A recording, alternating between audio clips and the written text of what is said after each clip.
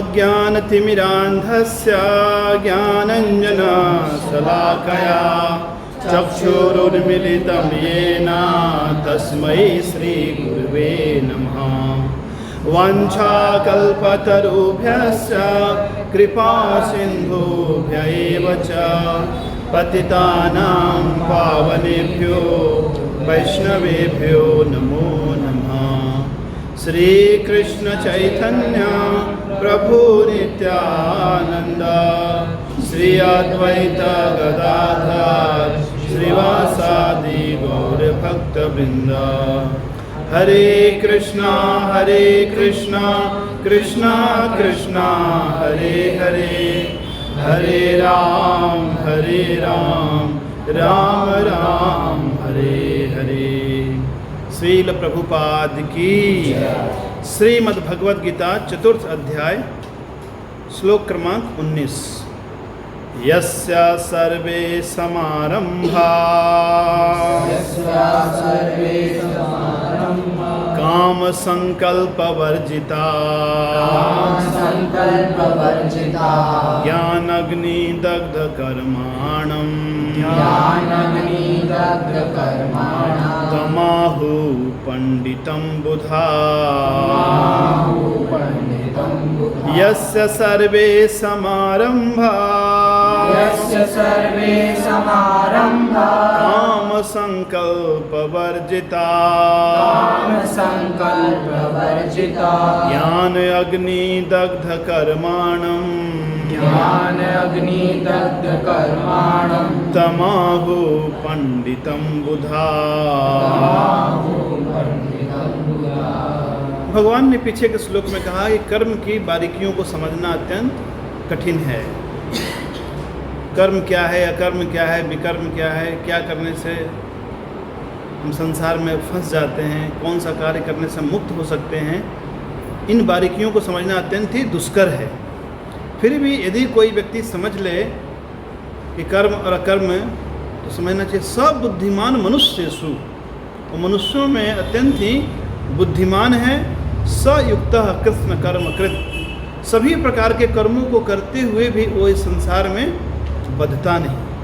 भगवान आने वाले कुछ श्लोकों में बताते हैं कैसे कोई ज्ञानी पुरुष, बुद्धिमान व्यक्ति समस्त प्रकार के कार्यों को करते करते पापों से भी मुक्त हो जाता है और कर्म बंधन से भी मुक्त हो जाता है। इस श्लोक में भगवान कहते हैं यस्य सर्वे समारंभा, यस्य जिनके सर्वे सभी कर्म समारंभा सम्यक रूपेण जो भी आरंभ हुए हैं।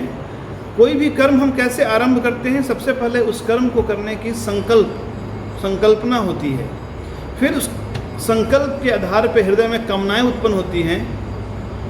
जैसे मानो मैंने विचार किया कि इस वस्तु से, अमुक वस्तु से मुझे सुख मिलेगा, तो ये क्या है, संकल्प है।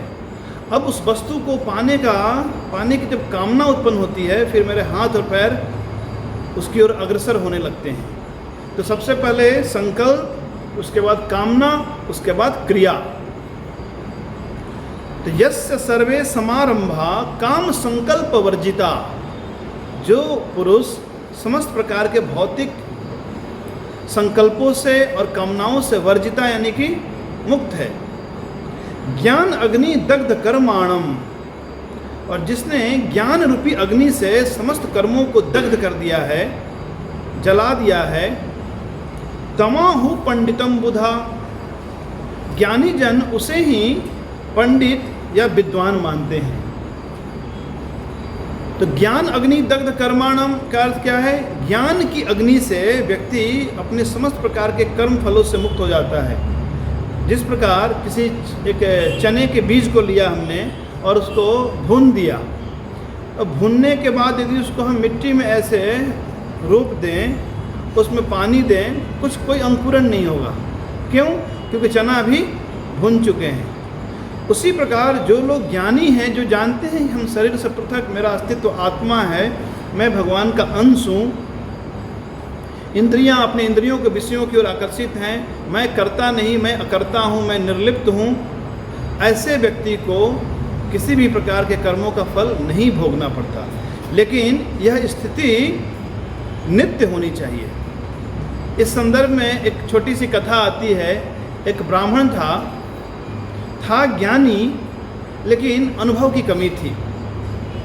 उसकी एक सुंदर बगिया थी। उस बगिया में वो बड़ा उसकी देखभाल करता, सुंदर सुंदर फूल खिले हुए थे, लेकिन अत्यधिक आसक्त था, किसी को अपनी बगिया में प्रवेश नहीं करने देता। एक बार की बात है, एक गाय उस बगिया में प्रवेश की और गाय के ऊपर उसने बिना सोच विचार किए उसने लाठी से प्रहार किया और उस गाय को इतना मारा उसने कि गाय मर गई। कभी कभी लोग इतने आसक्त हो जाते हैं अपने वस्तुओं से, लेकिन वो डर के मारे कांपने लगा। उसने सोचा मैं ब्राह्मण हूँ और गो हत्या हो गई मेरे हाथ से। लेकिन उसने अपने आप को समझाया, हत्या किसने की है? हत्या तो शरीर ने की है, हाथ से हुआ है हत्या। मैं तो आत्मा हूँ, मैंने हत्या नहीं की है। लेकिन चूंकि उसकी आसक्ति थी संसार में, इसलिए उसे कर्मों का फल भोगना होगा। भगवान ने वेश बदलकर एक सामान्य पुरुष के रूप में आए और उन्होंने कहा ये बगिया बड़ी सुंदर है, ये किसकी बगिया है? तो उस ब्राह्मण ने कहा ये मेरी बगिया है। बोला कि किसने ये सब रोपे हैं? बोला मैंने रोपे हैं। अच्छा, तो ये देखभाल कौन करता है? बोलता मैं करता हूँ। और गाय को किसने मारा है? तुरंत वो समझ गया, अरे गाय को भी तो मैंने ही मारा है। तो जब तक व्यक्ति के हृदय में कर्ता की भावना है कि मैं करने वाला हूँ, तो जब चाहे वो पुण्य करे या पाप करे, उसे कर्मों का फल भोगने पड़ते हैं। लेकिन जब व्यक्ति प्रकृति के तीनों गुणों से ऊपर उठ चुका है, फिर उसके द्वारा किए गए कर्मों का कोई फल नहीं होता। इसका अनुवाद मेरे पीछे दोहराएं। जिसके सारे कर्म संकल्प एवं कामना से रहित हैं,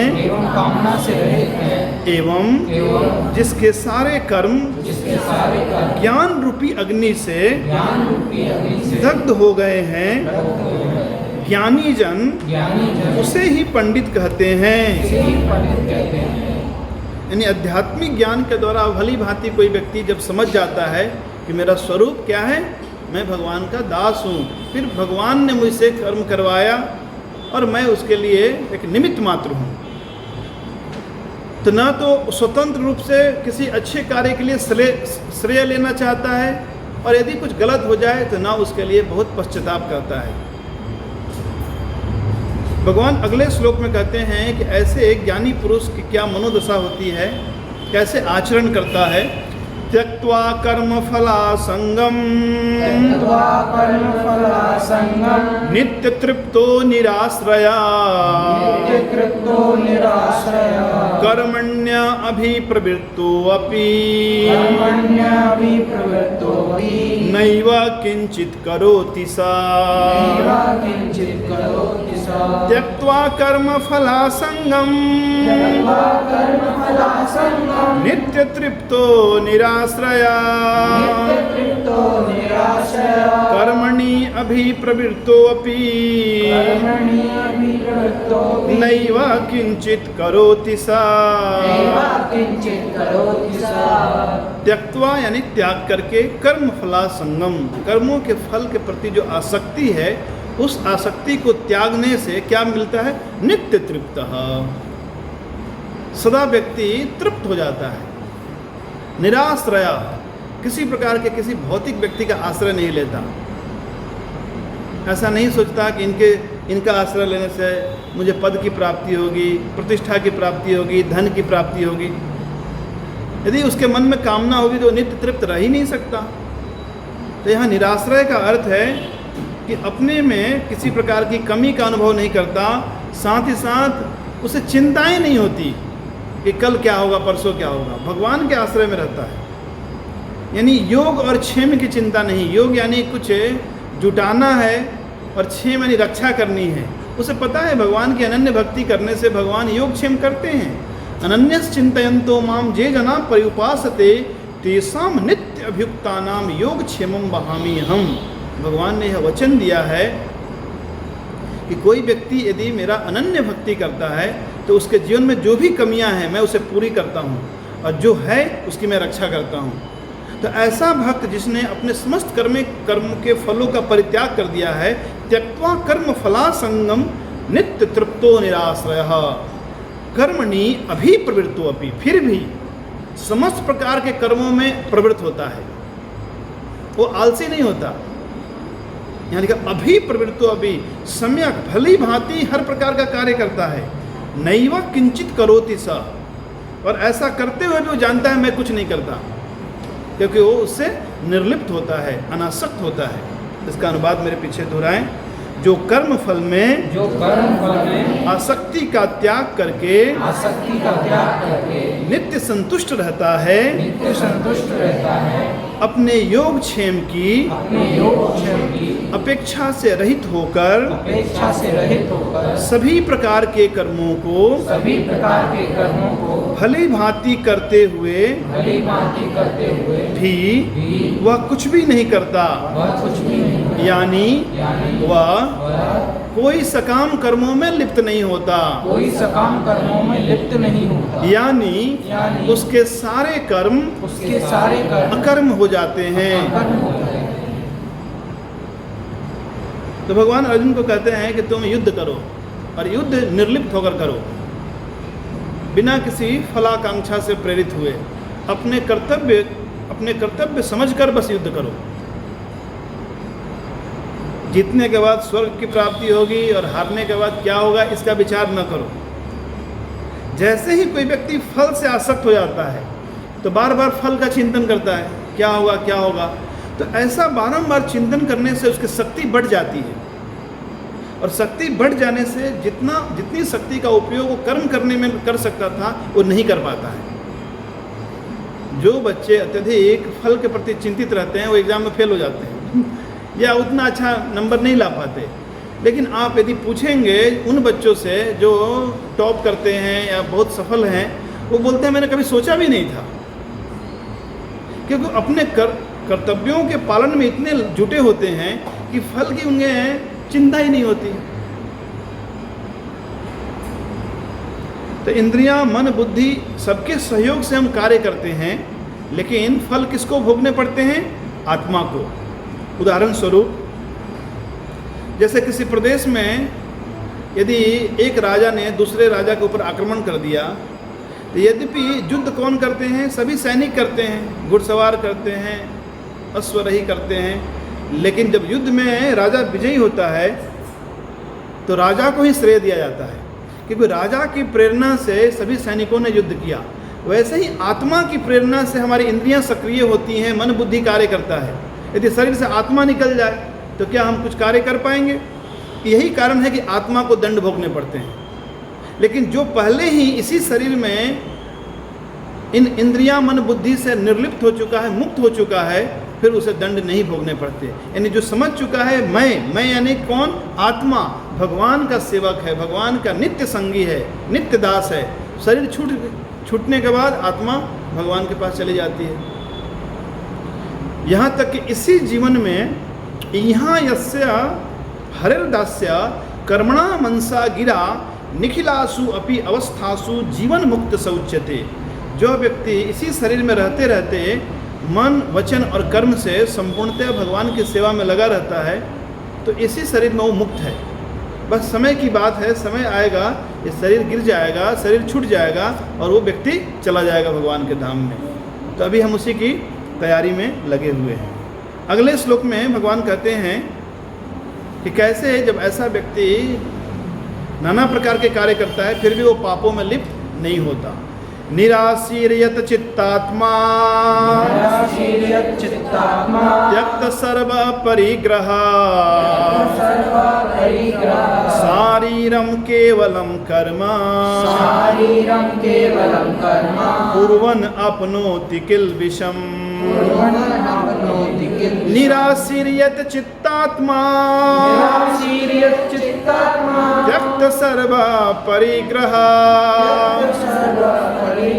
शारीरम केवलम कर्म कुर्वन् अपनोति किल्बिषम्।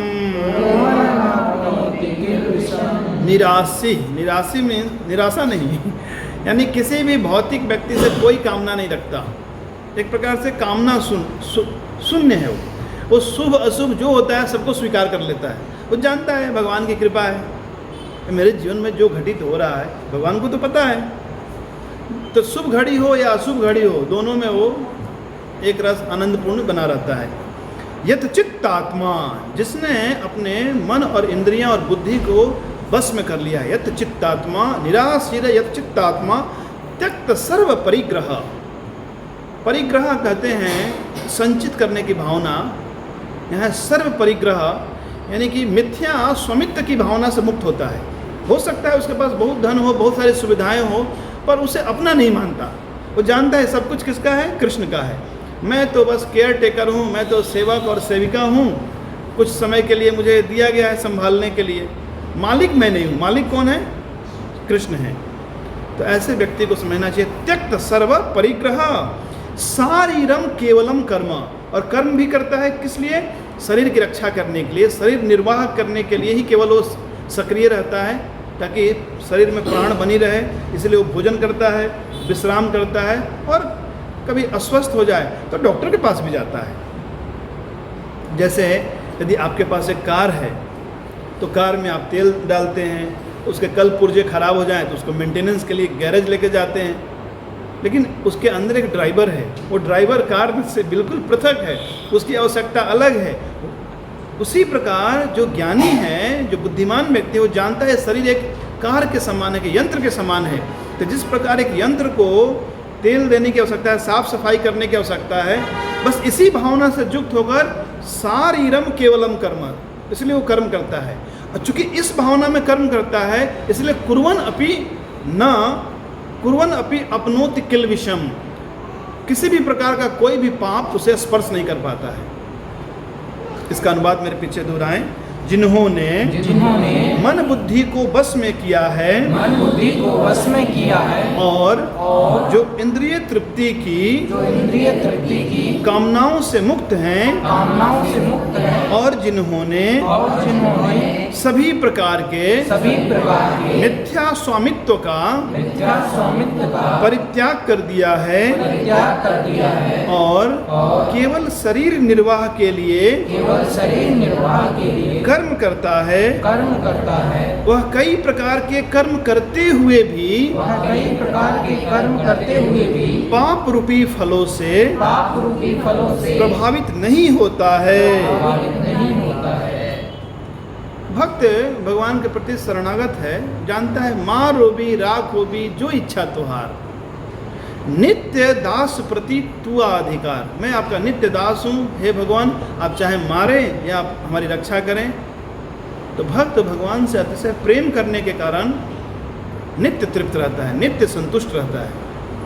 इस संसार में हम सभी नित्य स्थिति चाहते हैं, लेकिन समस्या क्या है, अनित्य जगत में हम नित्य वस्तु पाना चाहते हैं। ये ऐसा ही है जैसे कोई कलकत्ता शहर में ताजमहल की खोज करे। ताजमहल कलकत्ता शहर में नहीं है, ताजमहल यदि देखना है तो आगरा जाना चाहिए। उसी प्रकार यदि नित्य सुख चाहिए तो आध्यात्मिक जगत में रमण करना होगा। तो भौतिक जगत में रमण करने वाले लोग कैसे नित्य तृप्त हो सकते हैं? भगवान अगले श्लोक में कहते हैं, यदिच्छा लाभ संतुष्टो द्वंद्वातीतो विमत्सरा समासिद्धावसिद्धौ च कृत्वापि न निबध्यते। यदृच्छा लाभ संतुष्टो द्वंद्वातीतो विमत्सरा समसिद्धावसिद्धौ च कृत्वापि न निबध्यते। तो ऐसे महात्मा का लक्षण का वर्णन करते हुए भगवान कहते हैं, यदि इच्छा लाभ संतुष्ट, यदि इच्छा स्वतः जो भी लाभ प्राप्त हो जाता है उसी में वो संतुष्ट रहता है। यानी कि अपने आप जो भी मिल जाए, चाहे वो लाभ का अर्थ यहाँ पे केवल प्रॉफिट ही नहीं, जो कुछ मिल जाए, जैसे लोग हानि समझते हैं उसको भी भक्त लाभ समझते हैं। मान मिले तो भी संतुष्ट, अपमान मिले तो भी संतुष्ट। अनुकूल परिस्थिति हो या प्रतिकूल परिस्थिति हो, भगवान की भक्ति में लगे रहते हैं, लीन रहते हैं। लाभ संतुष्टो द्वंद्वा अतीतो विमत्सरा, द्वंद्व से अतीत चले गए हो इस संसार के, सुख दुख, मान अपमान, जय पराजय, लाभ हानि, और जो दिन रात सब उनके लिए बराबर है। द्वंद्वातीतो विमत्सरा, ईर्ष्या नहीं करते किसी से। समः, संभाव है, सिद्धा व सिद्धौ, सिद्धि में यानी सफलता हो या विफलता हो, असिद्धि हो, दोनों में संभाव बने रहते हैं। कृत्वापि न निबद्धते, इस प्रकार इस भावना में रहकर कार्य करने वाला व्यक्ति भी इस संसार में बद्धता नहीं, न निबद्धते। इसका अनुवाद मेरे पीछे दोहराएं। जो स्वतः प्राप्त होने वाले लाभ से, जो स्वतः प्राप्त होने वाले लाभ से संतुष्ट रहता है, संतुष्ट रहता है, जो ईर्ष्या से रहित है, जो ईर्ष्या से रहित है, द्वंद्व से रहित है, द्वंद्व से रहित है, सिद्धि एवं असिद्धि में सिद्धि एवं असिद्धि में संभाव है, संभाव है, वह नाना प्रकार के कर्म करते हुए भी वह नाना प्रकार के कर्म करते हुए भी बद्धता नहीं, बद्धता नहीं, यानी कि उसके अंतःकरण में किसी प्रकार की क्षोभ नहीं होती, कोई अशांति नहीं होती, कोई किसी प्रकार का असंतोष नहीं होता। उसे पता है जो कुछ हो रहा है सब भगवान की मर्जी से हो रहा है। कहते भी हैं भगवान की मर्जी के बिना एक पत्ता भी नहीं हिलता।